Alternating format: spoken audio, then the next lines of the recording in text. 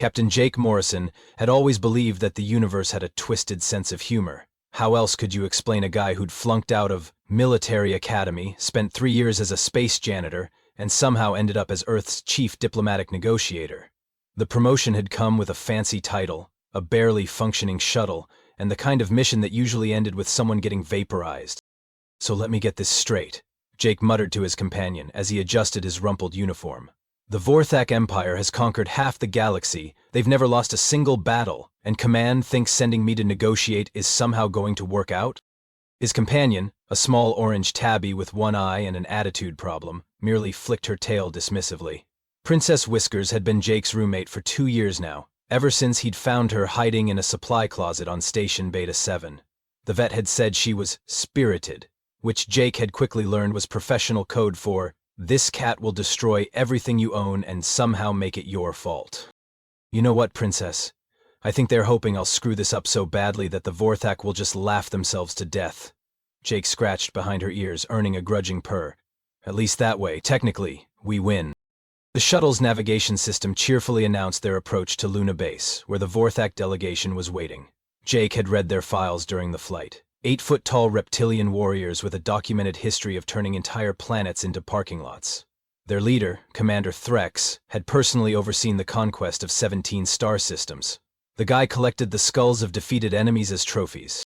"Standard diplomatic protocol says I should leave you in quarters," Jake informed Princess Whiskers, who was currently attempting to fit herself into a box that was clearly too small.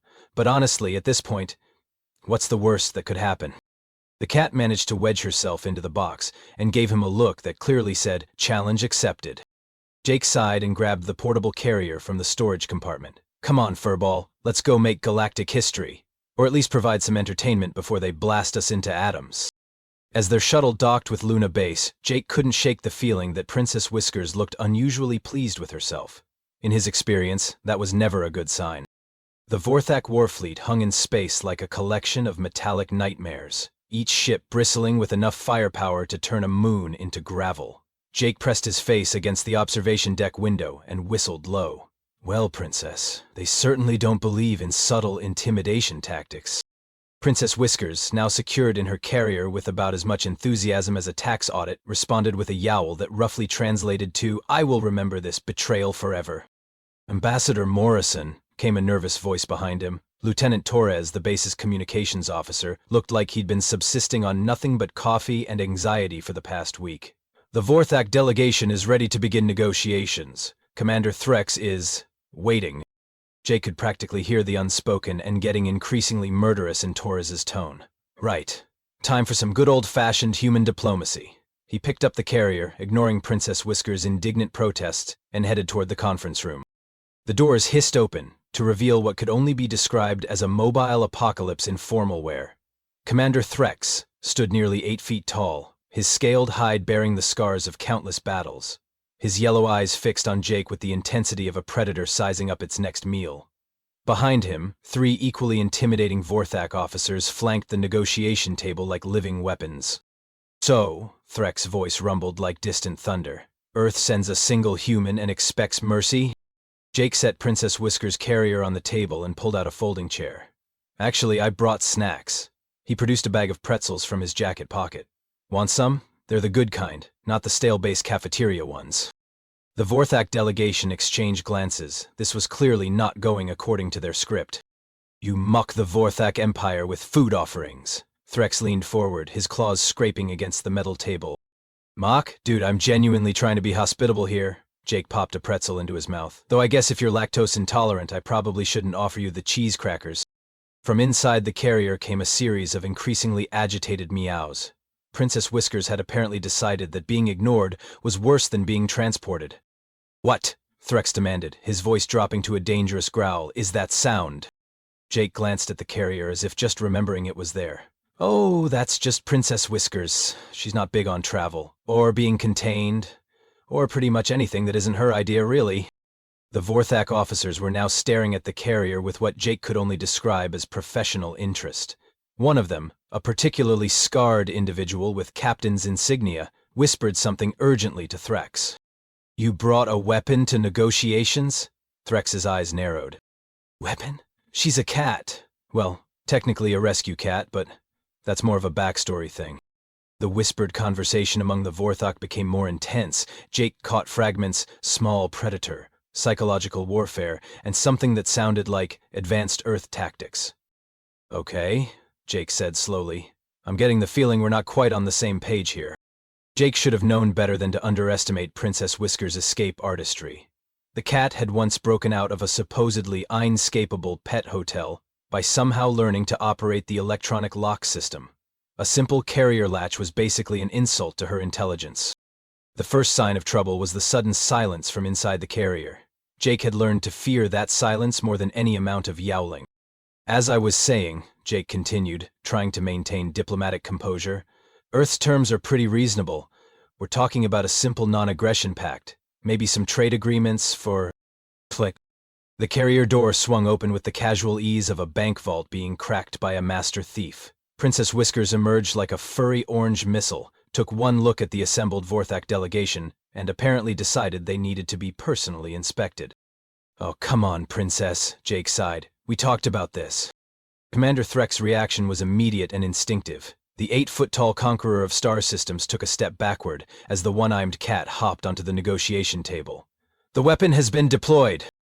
Weapon? Jake blinked. Dude, she's like 8 pounds, on a good day. Princess Whiskers, apparently taking the table inspection seriously, began walking directly toward Threx with the confident swagger of someone who owned the place, her single eye fixed on the Vorthak commander with the intensity of a laser targeting system. Defensive positions, barked the scarred captain, and all 3 Vorthak officers immediately drew what looked like advanced plasma rifles. The Predator is advancing! Guys, seriously, she's just... Jake started. But Princess Whiskers chose that moment to demonstrate her most devastating ability. She began to purr. The sound filled the conference room like a low-frequency engine warming up. The Vorthak froze, their weapons trained on the small orange cat who was now casually cleaning her paw, as if interdimensional warfare was just another Tuesday. Sonic weapon charging, whispered one of the officers. Sir, energy readings are off the charts. Jake stared at them. Energy readings. She's purring. It means she's happy. Well, or plotting something. With Princess Whiskers, it could go either way. Commander Threk's eyes widened as the cat finished her paw-cleaning routine and began to knead the table surface with her claws. Analysis mode activated. The creature is gathering intelligence on our defensive positions. She's making biscuits, Jake said flatly. It's what cats do when they're comfortable. Though, I'll admit, she's probably judging your interior decorating choices. She's got opinions about that sort of thing. Princess Whiskers, apparently satisfied with her territorial survey, hopped down from the table and began exploring the room with the methodical precision of a security expert. The Vorthak officers rotated to keep their weapons trained on her, creating an absurd ballet of heavily armed warriors tracking a house cat. This is fascinating, Jake muttered. You guys have conquered half the galaxy, but one cat has you doing the military equivalent of the Macarena. That's when Princess Whiskers discovered the ventilation grate. The moment Princess Whiskers disappeared into the ventilation system, the Vorthak war room transformed into something resembling a disaster movie command center. Red lights began flashing, alarms wailed, and Jake found himself watching the most technologically advanced military force in the galaxy lose their collective minds over a cat. Code 7! Code 7! Commander Threx roared into his communication device, his scaled hands trembling as he gripped the table. The Earth Predator has infiltrated our ship's infrastructure. All sections report immediately. Jake leaned back in his chair, pulled out another pretzel, and decided to enjoy the show. You know, I'm starting to think you guys might be overthinking this whole situation. Overthinking? Threx whirled around, his yellow eyes blazing with the intensity of a solar flare. Your species has just deployed the most sophisticated infiltration unit we have ever encountered. The creature bypassed our security sensors, conducted reconnaissance on our command structure, and vanished into our life support systems without triggering a single alarm. Well, Jake said thoughtfully, she is pretty good at hide and seek. Last week she disappeared for 6 hours, and I found her inside my sock drawer. Still not sure how she got in there. The scarred captain, whose name tag read Vex, was frantically consulting a handheld scanner. Sir, I'm detecting movement in sections C7 through C12. The Predator is systematically mapping our internal defenses. From somewhere in the walls came a series of thumps and what sounded like something small bouncing off metal surfaces. Jake winced. Yeah, she's probably gotten herself stuck. Princess Whiskers has this thing where she's convinced she can fit through any opening, regardless of actual physics. Stuck? Threx's voice dropped to a whisper. The creature is jamming itself into our critical systems? More like she saw something shiny and chased it into a space that's too small for her to back out of. I usually have to use treats to coax her out, but sometimes I just wait for her to get bored, and a new sound echoed through the ventilation system, a low, rhythmic rumbling that seemed to vibrate through the ship's hull. Sonic weapon active, Vex shouted, his scanner now emitting a series of panicked beeps. The Predator is generating subsonic frequencies designed to disable our neural pathways. Jake paused mid-pretzel. That's just her purring. She purrs when she's happy, or when she's found something interesting, or when she's plotting to knock something expensive off a high shelf. Purring? The third Vortac officer, a lean female with intricate scarification, looked up from her tactical display. The creature is analyzing our ship's resonance frequencies to identify structural weaknesses? Sure, let's go with that, Jake said, giving up on rational explanation. Though between you and me, she's probably just found a warm spot near your engine room. Princess Whiskers is basically a heat-seeking missile with whiskers. The rumbling intensified, and suddenly the lights in the conference room flickered. Commander Threx grabbed his weapon, with the desperation of someone facing their worst nightmare. The Predator is interfacing with our power grid, he bellowed. How did your species develop such advanced biotechnological warfare? Biotechnological? Jake blinked. Dude, she's a cat. The most advanced thing about her is that she's figured out how to open doors by jumping on the handles, though I'll admit that took her about 5 minutes to master, which was kind of impressive. From the ventilation system came a new sound, a rhythmic scratching that seemed to be moving through the ship's infrastructure like a biological drill. Territorial marking protocol initiated, Vex reported, his voice tight with barely controlled panic. The creature is claiming sections of our ship as Earth territory. This is a level of psychological warfare we've never encountered. Territorial marking? Jake paused, then groaned. Oh no. Please tell me you don't have any expensive upholstery in your ship. Why? Threx demanded. Because if Princess Whiskers has found your furniture, she's probably sharpening her claws on it right about now. She has very strong opinions about proper claw maintenance.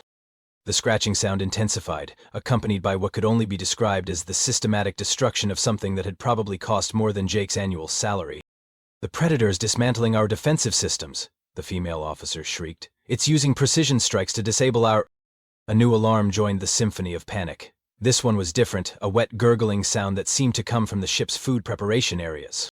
Sir, came a trembling voice over the communication system. The creature has infiltrated the nutrition dispensers. It's doing something to our food supply. Jake closed his eyes and took a deep breath.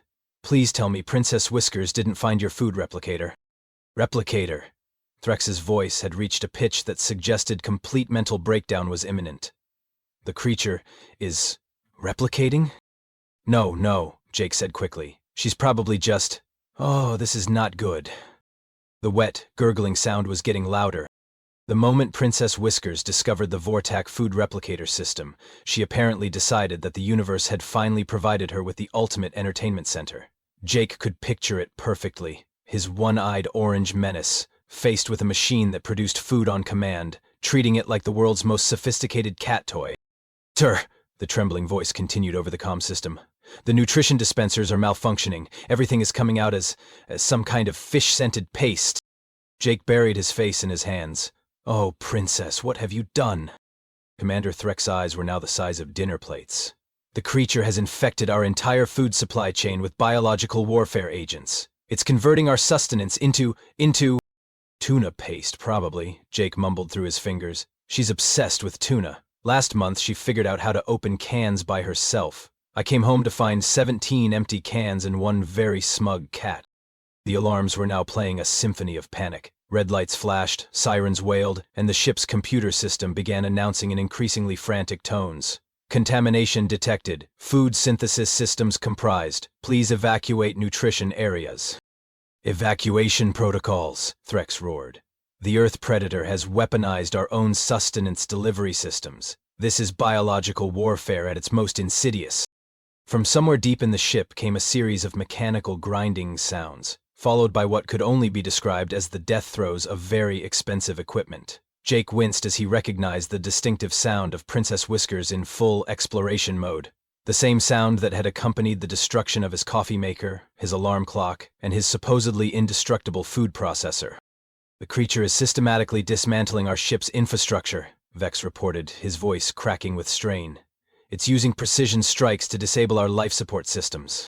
"She's probably just trying to get comfortable," Jake said weakly. "Princess Whiskers has this thing where she likes to rearrange her environment. She once redesigned my entire apartment by knocking everything off every surface. I think she was going for a minimalist aesthetic." The mechanical grinding intensified, and suddenly the ship's lighting system began flickering in rapid, stroboscopic patterns. The conference room now resembled a disco having a seizure.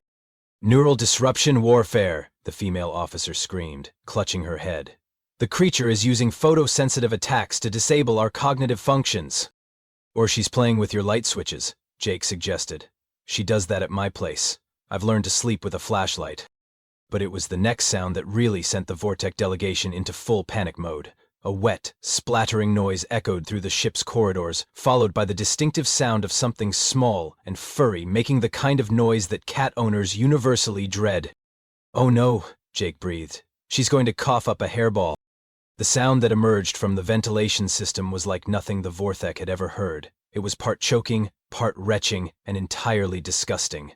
It was also, Jake knew from experience, completely harmless. Just Princess Whiskers clearing her digestive system in the way that cats had been doing for millennia. But to the Vorthac delegation it sounded like the prelude to Armageddon. "Chemical weapon deployment," Threx roared, his composure finally snapping completely. "The creature is releasing toxic agents into our air supply. This is nerve gas. This is biological terrorism of the highest order." "It's just a hairball," Jake said, but his voice was lost in the chaos. The ship's emergency systems were now in full meltdown mode. Every alarm in the Vortec arsenal was blaring simultaneously, creating a cacophony that would have made a dying whale jealous. The lights were strobing like a rave gone wrong, and the food replicators were apparently now producing nothing but what smelled like a seafood processing plant explosion. "Sir," came another panicked voice over the comm, "the creature has somehow interfaced with our main computer core. It's rewriting our tactical databases." Jake frowned. "Rewriting your what now?" "The Predator is updating our intelligence files with Earth's military capabilities," Vex explained, his hands shaking as he consulted his scanner. "It's downloading classified information directly from our strategic planning systems."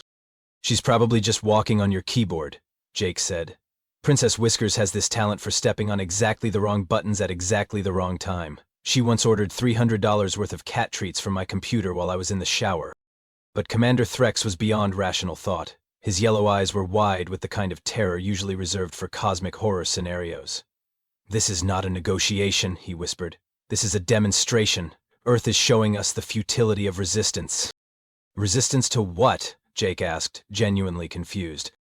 "To your superior military technology?" Threx's voice cracked. "You've deployed a single infiltration unit that has systematically disabled our entire fleet.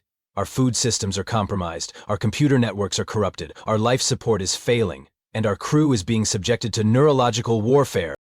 From the ventilation system came a new sound, a soft, contented purring that suggested Princess Whiskers had found something particularly interesting to play with. "Oh good," Jake muttered. "She's happy. That's either very good news or very bad news. With Princess Whiskers it's usually hard to tell until after the property damage assessment." The purring was apparently the final straw. Commander Threx stood up so fast his chair toppled backward, his scaled hands raised in what Jake suddenly realized was a gesture of surrender. "Enough!" Threx bellowed. "We yield. We acknowledge Earth's superior tactical capabilities. Please, call off your weapon before it destroys our entire fleet."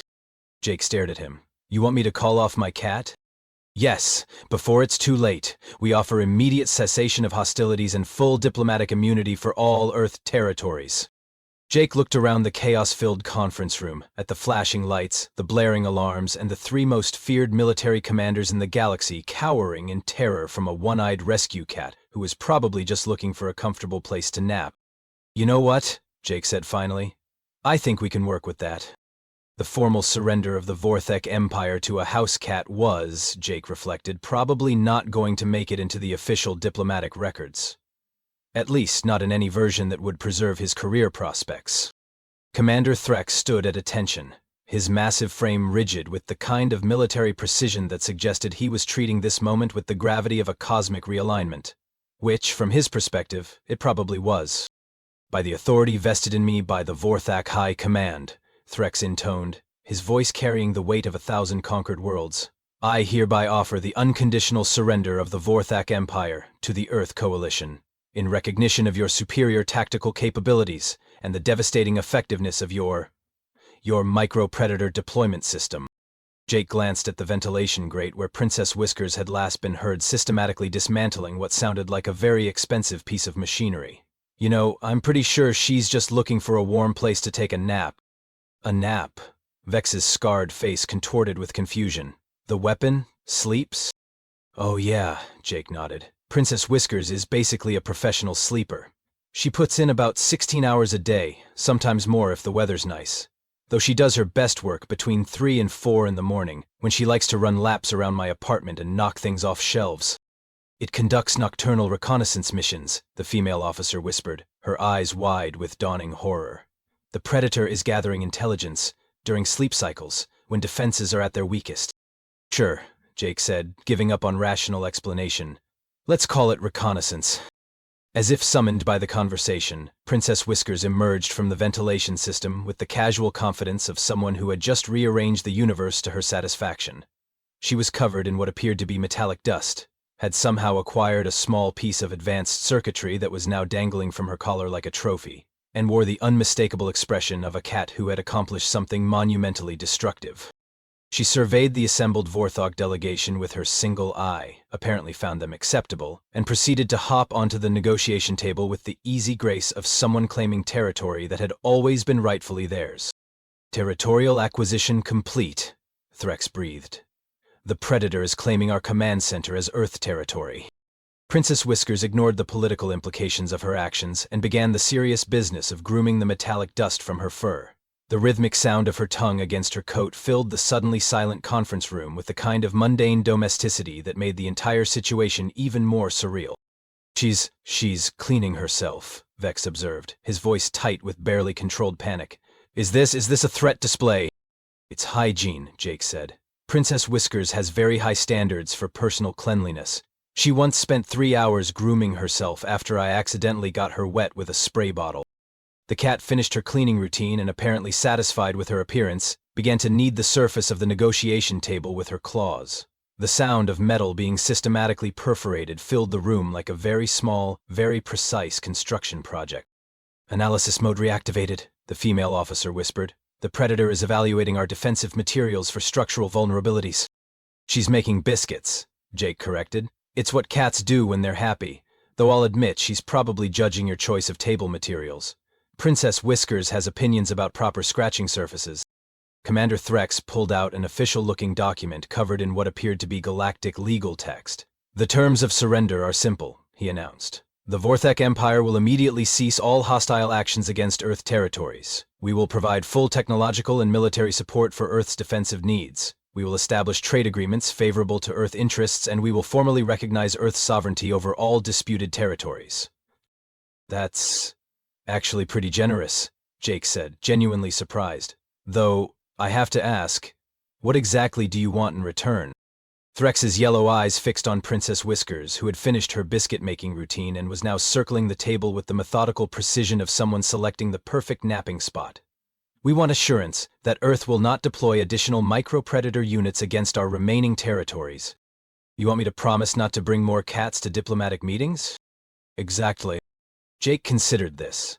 On one hand, it seemed like a reasonable request. On the other hand, Princess Whiskers had just accidentally negotiated the most favorable peace treaty in human history, and he was pretty sure she'd done it entirely by accident, while looking for somewhere comfortable to sleep. "I think we can work with that," he said finally. Princess Whiskers chose that moment to settle into a perfect circle in the exact center of the negotiation table, her purring filling the room with the sound of a tiny, contented engine. Her single eye closed, her breathing deepened, and within moments she was fast asleep on top of the most important diplomatic document in galactic history. "The weapon has entered standby mode," Threx observed, with something that might have been relief. "The immediate threat has been neutralized." "She's taking a nap," Jake said, "though I wouldn't recommend trying to move her. Princess Whiskers gets cranky when her sleep schedule is disrupted, and trust me, you don't want to see her cranky." The Vorthak delegation exchanged glances, filled with the kind of terror usually reserved for cosmic horror scenarios. "We will not disturb the micropredator," Threk said quickly. "The treaty will be signed around its current position." And so it was that the most feared military force in the galaxy formally surrendered to Earth, while a one-eyed orange cat named Princess Whiskers slept peacefully on their surrender documents, occasionally twitching her whiskers in what the Vortak would later describe as tactical dream sequences. Within hours, news of Earth's brilliant victory had spread throughout the galaxy. Military academies began studying the Princess Whiskers Gambit as the most sophisticated psychological warfare operation in recorded history. Earth's reputation as a species of master tacticians was secured forever. Jake got promoted to admiral, though he was pretty sure it was mostly to keep him quiet about how the whole thing had actually happened. Princess Whiskers got a medal, though she seemed more interested in using it as a new toy than wearing it with any sense of pride. And somewhere in the vast reaches of space, every hostile alien species that had ever considered invading Earth took one look at the reports of the micropredator deployment system, and decided that maybe, just maybe, it would be better to try their luck with literally anyone else. After all, if humans could end a war with a house cat, what else were they capable of? Princess Whiskers, blissfully unaware of her new status as the most feared weapon in the galaxy, continued her important work of sleeping 16 hours a day and knocking things off shelves. Some things, Jake reflected, were more important than galactic conquest. Like finding the perfect sunny spot for an afternoon nap.